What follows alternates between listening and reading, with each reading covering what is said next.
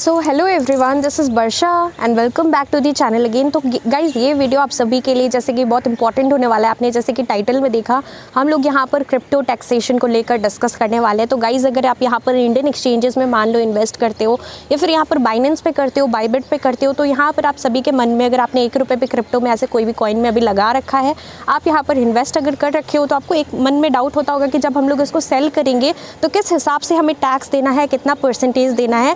ऐसे तो आपको नॉर्मली पता है कि यहाँ पर 30% टैक्स लगता है, लेकिन एग्जैक्टली हम लोग किस हिसाब से यहाँ पर टैक्स को पे करेंगे, क्या सिस्टम रहेगा, किस हिसाब से हमें करना है, तो उसी चीज़ को लेकर इस शॉर्ट वीडियो के अंदर हम लोग गाइज डिस्कस करने वाले हैं। तो गाइज, सबसे पहले मैं ये बता दूँ कि यहाँ पर अगर इंडियन एक्सचेंजेस को लेकर अगर हम लोग डिस्कस करें, जैसे कि यहाँ पर वजीरेक्स हो गया, पर वजीरेक्स अभी छोड़ दो। वजीरेक्स में आप सभी को पता है कि क्या प्रॉब्लम अभी चल रहा है। अगर हम लोग बात करें कॉइन DCX को लेकर या फिर कॉइन स्विच कुबेर को लेकर, तो आप सभी को पता होगा कि यहाँ पर अभी TDS भी डिडक्ट होता है। मतलब कि बाइनेंस का जो है, बाइनेंस है जिस तरीके से, तो वो यहाँ पर इंडियन एक्सचेंज नहीं है, लेकिन जो इंडियन एक्सचेंजेस है उसमें यहाँ पर जबकि आप सेल करते हो तो 1% TDS यहाँ पर डिडक्ट होता है। जबकि आप लोग कोई भी कॉइन को यहाँ पर मान लो कि बाई करते हो, तो उस टाइम एक्सचेंज का जो फ़ी रहता है इंडियन एक्सचेंजेस में, जो कि फ़ी रहता है एक्सचेंज का, मान लो आप यहाँ पर, मैं आपको एक अंदाज़ा बता दे रही हूँ कि अगर आप यहाँ पर 50,000 INR डिपॉजिट करते हो तो डिपॉजिट का कोई टैक्स नहीं है, कोई मतलब ऐसे आपको चार्जेस नहीं पे करना पड़ता। लेकिन जैसे ही वो 50,000 को आप सपोज़ किसी कॉइन में, कोई भी कॉइन हो सकता है, मान लो आप ARB खरीदते हो, माना खरीदते हो, या फिर आप सैंड खरीदते हो, या फिर आप यहाँ पर कोई भी कॉइन को, किसी भी कॉइन में आप इन्वेस्ट करते हो, शिबा इनू खरीदते हो, बिटकॉइन खरीदते हो, इथेरियम, जो भी कॉइन में आप परचेज़ करते हो, तो जब आप परचेज़ करोगे तो एक्सचेंज की तरफ से, जैसे कि मान लो हम लोग बात करें ये चीज़ कॉइन DCX के ऊपर, तो कॉइन DCX पे आप बाई करोगे तो यहाँ पर 50,000 का 300 रुपीज़ आपका ऑटोमेटिकली डिडक्ट हो जाएगा। वो आपका यहाँ पर एक्सचेंज की तरफ से माइनस होता है। तो 300 रुपीज़, अगर आप यहाँ पर 50,000 इन्वेस्ट करते हो तो 300 कट के 49,700 के आसपास आपका यहाँ पर इन्वेस्टेड अमाउंट शो करेगा उधर, और 300 डिडक्ट हो जाएगा। ये एक्सचेंज की तरफ से होता है। उसके बाद मान लो कि गाइज़ आपको यहाँ पर अब सेल करना है, आपका अच्छा खासा प्रॉफिट हो गया, मान लो आपने 50,000 लगाया था, अभी वो कॉइन का प्राइस डबल हो गया, तो उस कॉइन से आप एग्जिट मार देते हो, सारा कुछ अपना फंड्स को सेल कर देते हो, तो यहाँ पर जो 50,000 है वो अब बन चुका है यहाँ पर 1 लाख रुपीज़, और इसको यहाँ पर क्योंकि ये डबल हुआ है तो ये 1 लाख रुपीज़ है। अब जो टैक्स है वो डेफिनेटली आपको यहाँ पर मैनुअली सबमिट करना पड़ता है, ITR फाइल करके आपको सारा कुछ करना पड़ता है, और TDS भी आप तभी क्लेम कर सकते हो ITR फाइलिंग के बाद। तो यहाँ पर सिंपली आपको करना क्या है, जबकि आप उसको सेल करोगे तो अगेन यहाँ पर अराउंड यहाँ पर चार्जेस कटता है 1%, 0.5%, 0.5% बाई सेल करते टाइम, तो यहाँ पर 1% जैसा आपका यहाँ पर जो है चार्जेस लग जाता है। तो आप लोग समझ लो कि यहाँ पर जो है 1-2 हज़ार रुपये जैसा आप जबकि सेल करोगे तब भी माइनस होगा, प्लस एडिशनली 1% जो TDS है वो आपका सेल करते टाइम यहाँ पर डिडक्ट हो जाता है। बाइंग में आपको कोई TDS नहीं देना पड़ता, बट जबकि आप लोग यहाँ पर सेल करते हो कॉइन को, आप लोग प्रॉफिट बुकिंग करते हो या प्रॉफिट बुकिंग नहीं भी करते हो, मान लो अभी तुरंत आपने यहाँ पर लगाया 50,000 और इमीडिएटली आपने सेल कर दिया, तो सेल करते टाइम जो कि एक्सचेंज का चार्जेस होगा वो तो डेफिनेटली डिडक्ट होगा, और साथ ही साथ 1% TDS यहाँ पर डिडक्ट हो जाता है। और उसको गाइज़ आप यहाँ पर कभी मतलब क्लेम ऐसे नहीं कर सकते, आप लोगों को ITR फाइलिंग करना पड़ेगा यहाँ पर। जबकि आप ITR फाइलिंग करोगे तो हमें यहाँ पर किस हिसाब से कैलकुलेट करना है, तो सिंपली आपको टैक्स यहाँ पर जो कि आपका 50,000 होगा,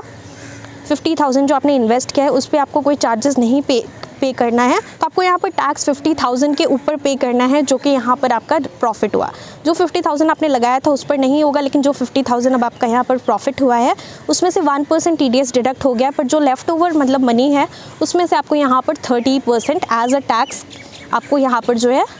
पे करना पड़ेगा गवर्नमेंट को, और ITR फाइलिंग के टाइम आपको यहाँ पर जो है क्लेम करना पड़ेगा TDS भी। वो तुरंत नहीं आता है, बाद में आपको मिल जाता है। तो जो भी यहाँ पर TDS का अमाउंट डिडक्ट होगा, 50,000 का 1% आप लोग निकाल सकते हो, तो ये होगा आपका 500 रुपीज़, तो वो आप बाद में क्लेम कर सकते हो, ले सकते हो, वो आपको वापस मिल जाएगा। तो इस तरीके से गाइज़ आपको करना क्या है, चाहे आप बाइनेंस से कर रहे हो, चाहे आप किसी और एक्सचेंज से कर रहे हो, सिंपली आपको सारा हिसाब किताब रखना है। किस तरीके से आपको करना है, आपको सिंपली एक डायरी या फिर आप एक मतलब एक्सेल शीट में भी कर सकते हो। आपको सिंपली क्या करना है, आपको यहाँ पर जो भी आप कॉइन्स बाई करते हो उसको, मतलब किस कॉइन, मतलब जो भी कॉइन आपने बाई किया उस कॉइन का नाम, जिस दिन आपने बाई किया उसका डेट,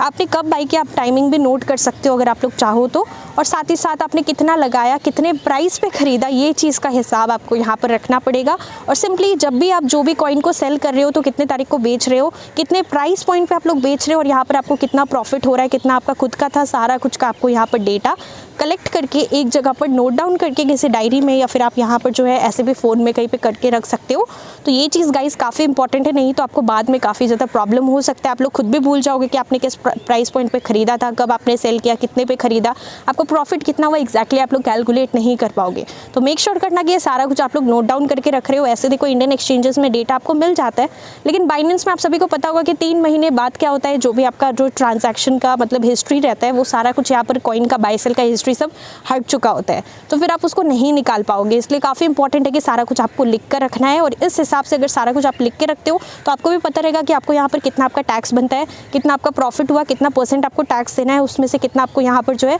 गवर्नमेंट को पे करना है एज अ क्रिप्टो टैक्स, ये सारा कुछ आपको पता रहेगा। तो इस हिसाब से अगर आप करते हो सारा कुछ, जो भी कॉइन आपने बाई किया, कितने प्राइस पे ख़रीदा है और कितने तारीख को ख़रीदा, कब बेचा, कितने प्राइस पॉइंट पे बेचा, ये सारा चीज़ का डेटा आपको यहाँ पर संभाल के रखना है ताकि आपके लिए आसान हो जाए जब भी आप यहाँ पर जो है कोई भी CA से फिर जाकर आप यहाँ पर अपना जो ITR फाइलिंग है वो करवा सकते हो। तो गाइज आई होप कि ये वीडियो आपको यहाँ पर हेल्पफुल लगा होगा। थोड़ा सा भी अगर हेल्पफुल लगा तो वीडियो को लाइक ज़रूर कर देना। और टैक्स देखो ऐसे हमें पे करना ही पड़ेगा बिकॉज यहाँ पर ये मैंडेटरी चीज़ है, तो ये चीज़ है। और स्पेशली अगर आप लोग इंडियन एक्सचेंज यूज़ करते हो, बाय सेल करते हो, तो फिर यहाँ पर आप डेफिनेटली कुछ उल्टा पुल्टा नहीं कर सकते। आपको यहाँ पर जो भी जेन्युइनली जो भी आपका होगा, अगर आप चाहते हो कि इन फ्यूचर आपको कोई दिक्कत ना हो, तो आपको यहाँ पर सारा कुछ जेन्युइनली सब कुछ शो करके करना पड़ेगा।